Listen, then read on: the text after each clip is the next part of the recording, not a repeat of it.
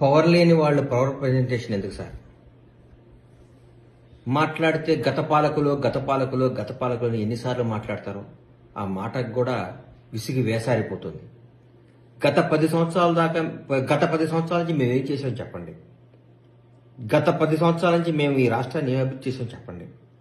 మేం చెప్తాం, గత 10 సంవత్సరాల నుంచి మీరు ఏం దోసుకున్నారో, మీరు ఆర్థికంగా ఏ స్థాయి నుంచి ఏ స్థాయికి వచ్చారో, మీరు ఆర్థికంగా ఎక్కడి నుంచి ఎక్కడ ఉన్నారో, మీ నాయకులు కానీ మీరు కానీ మీ జీవన విధానం ఎంత మారిపోయిందో, తెలంగాణ ప్రజలు ఎంత వెనకబడ్డారో, మీరు ఎంత ముందుకు పోయారో మేము చెప్తాం.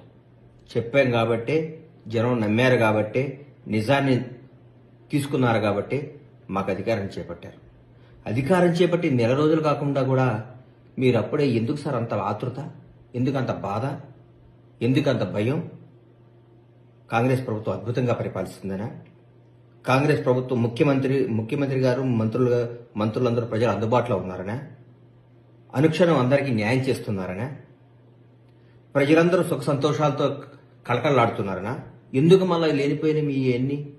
ఆగండి, వెయిట్ చేయండి, టైం ఇవ్వండి, అద్భుతంగా చేస్తాం. 20 గంటల పనిచేసే ప్రభుత్వం వచ్చింది రోజుకి. అందుబాటులో ఉండే ముఖ్యమంత్రి గారు వచ్చారు, ప్రజల మనసులో ఉండే మంత్రులు వచ్చారు. రాష్ట్రం ఎక్కడికో నుంచో ఎక్కడికో దూసుకుపోవడానికి సంసిద్ధంగా